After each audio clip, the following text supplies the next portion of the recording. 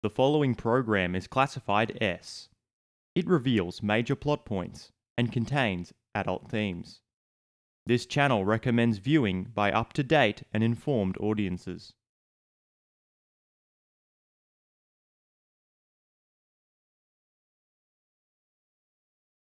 This video is about Kagurabachi.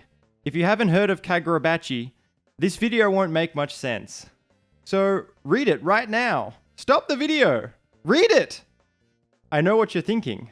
Mr. YouTube man, isn't telling the people to stop watching sort of shooting yourself in the foot for viewer retention? Well, yeah, but that doesn't matter. Kagurabachi is so good I had to make a video about it, and I haven't uploaded in 2 years. With that little preface out of the way, let's get on to today's subject. Mass conspiracy. So I'm a big fan of theories and speculating things in stories.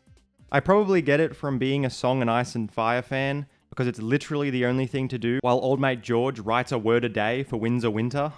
And when I bought the English Volume 1 of Kagurabachi, I remembered that there's an unanswered plot thread regarding the first major antagonist of the series, and contender for greasiest hair in the verse, Genichi Sojo. And boy, just like your average Game of Thrones theory, we're mostly grasping at straws every step of the way.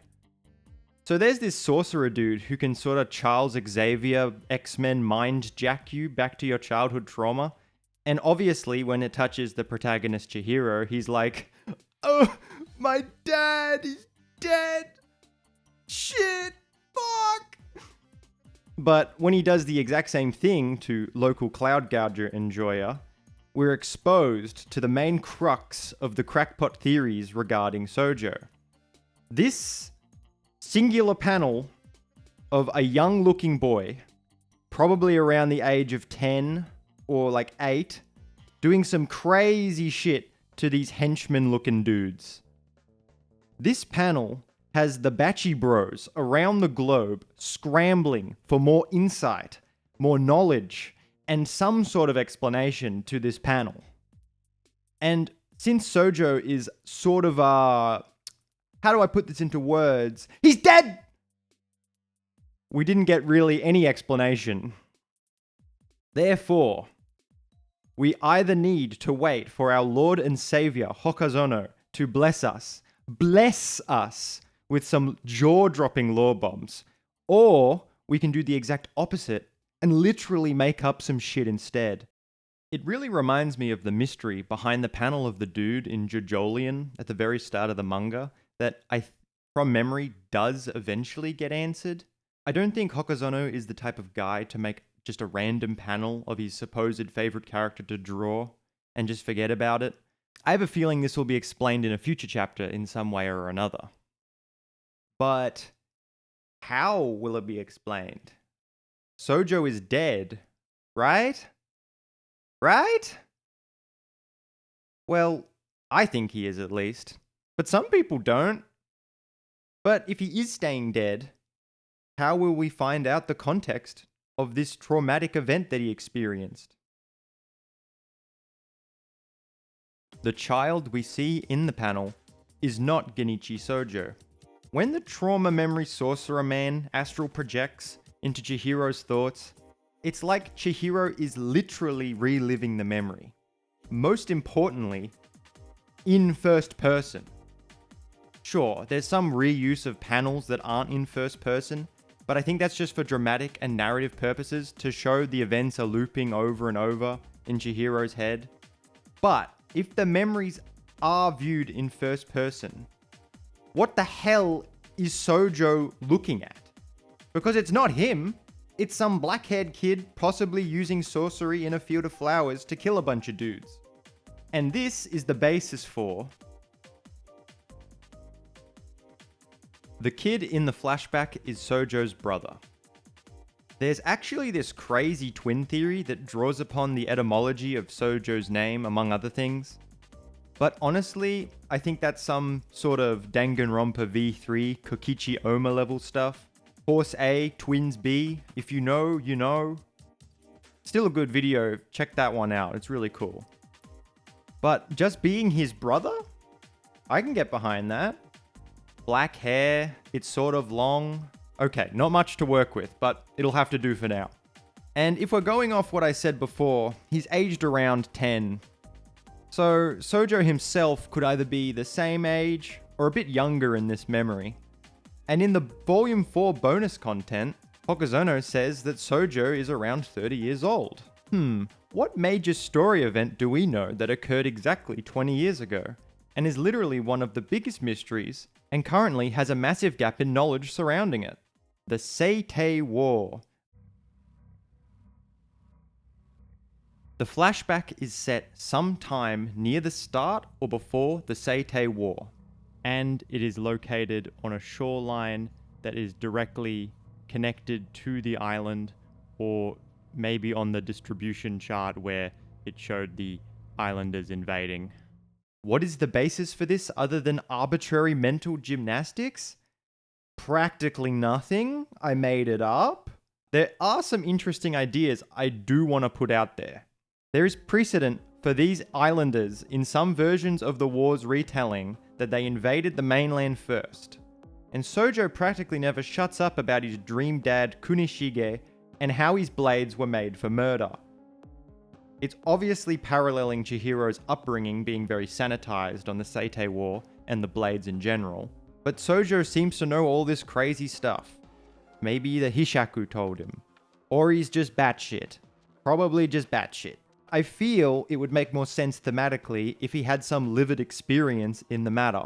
If that is the case, then the kid in the panel could be fending off invaders in their town. We have only analysed half of this panel. There's a very important detail I haven't brought up. The bed of flowers the kid is standing on.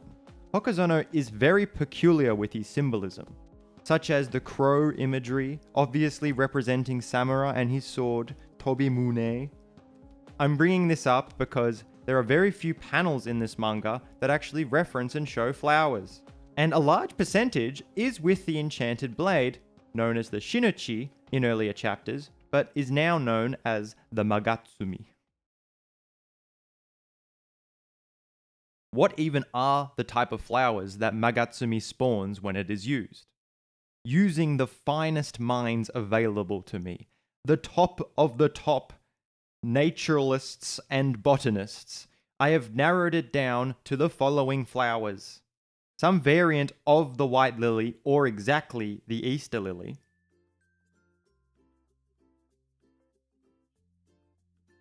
The fringed iris.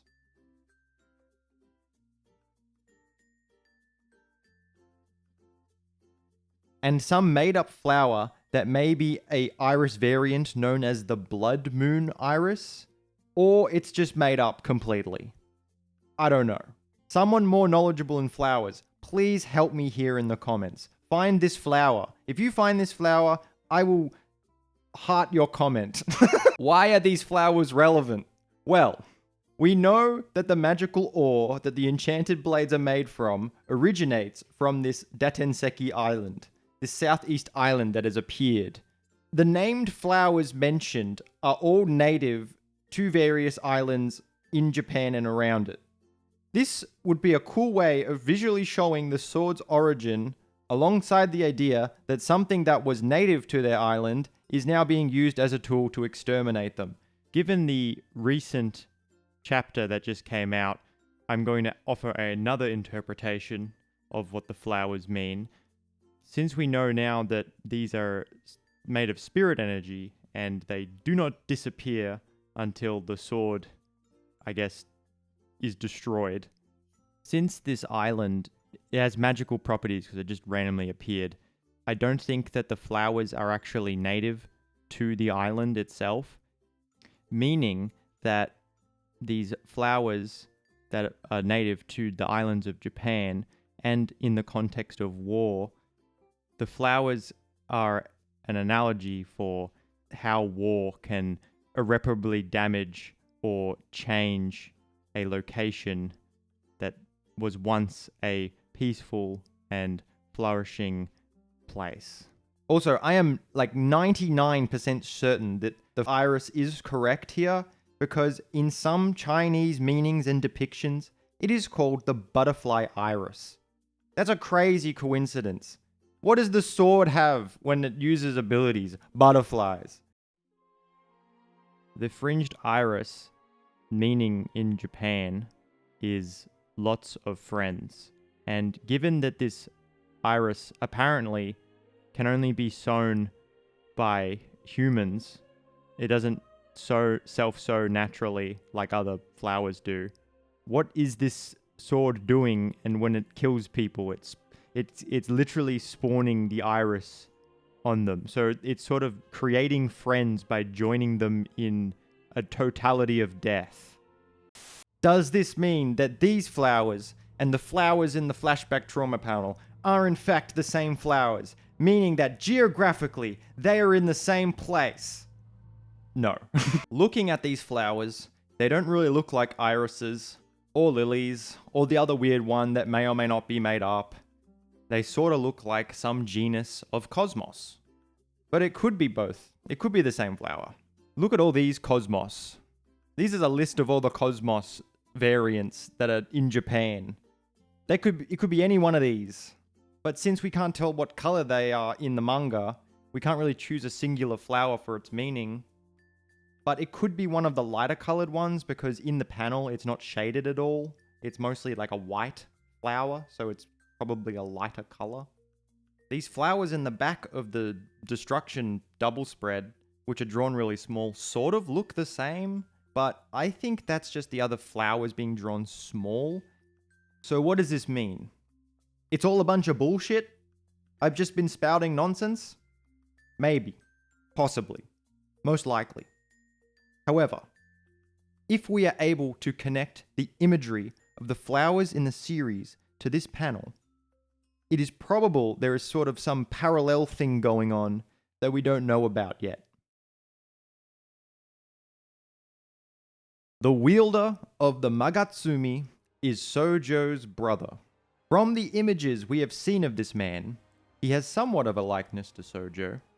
He may or may not have markings and tattoos like Sojo.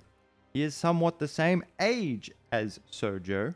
If he is the kid in the flashback, is Hokazono doing some symbolism in the sense that Magatsumi placing flowers everywhere is making a nod towards when he first killed a bunch of people as a kid who were possibly invaders from the island?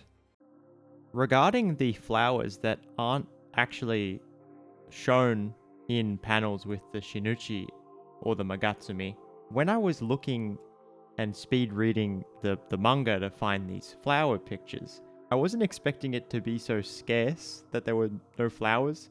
And second, there's this weird link. It's the dumbest shit possible, but I have to say it. So, the aloe vera pot thing, the woman in it dies. The cherry blossom pot dude, he dies. Obviously the funeral woman is dead. And in all the panels with the pot, Yura's pot, he mentions the Shinuchi in name. So you could argue that every flower shown in Kagurabachi so far is either directly linked to the Shinuchi or has the message of death or is linked to death, and that also lines up with the flashback panel. Crazy shit, I know, but I had to mention it. Anyway, back to the fucking video. We know for some reason he wants to go full evil genocide, kill them all, evil mode type beat. Is this the reason why? Was he lying to Kunishige and gaining his trust just to attain the means of slaughtering an entire island of people to get revenge on his hometown being attacked? I don't know. This is by far the most deranged theory because we literally have nothing to go off other than pure vibes and maybe a few coincidental similarities in design. The tattoos on Sojo also somewhat resemble the centipede markings that originate from the Shinuchi's attack that is called Centipede. I don't really see it, but some people do. Seeing a trend here? It could also very much be the case of the sword bloodlusting this wielder over time. I'm gonna stop this war. You know, the war's bad, and then it sort of warps into, you know what? I want to kill this entire island, which is also plausible, and is probably referenced It is referenced in the text by the Hishaku man who's like, Samurai, you must join my cause. Keeping all of this in mind, Sojo himself would have probably brought this up to Chihiro if he knew any of this. It sounds like something he would do.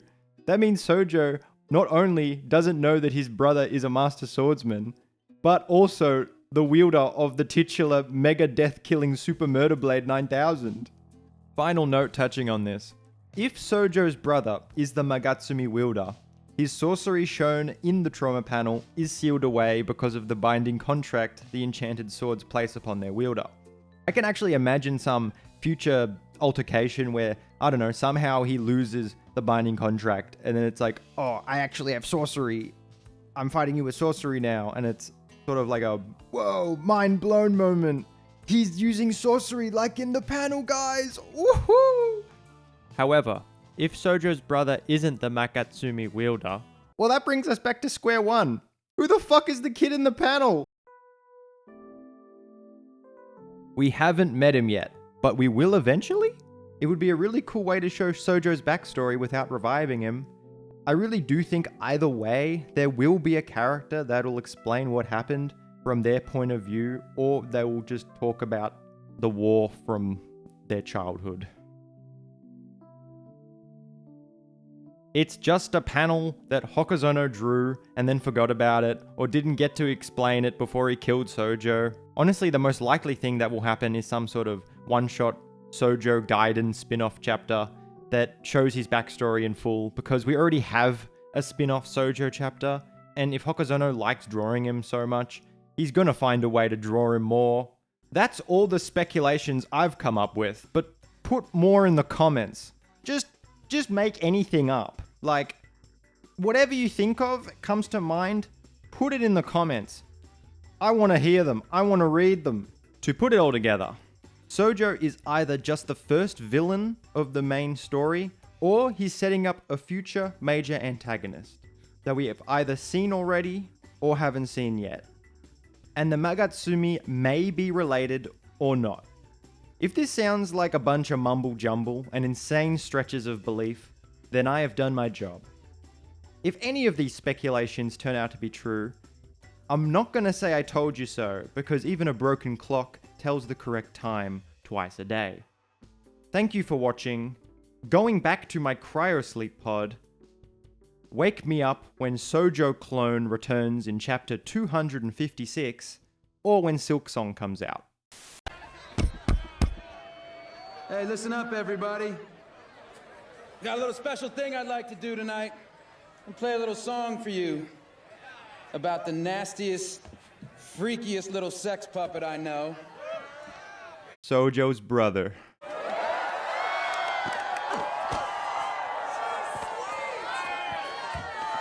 This one's for you, baby. Happy anniversary.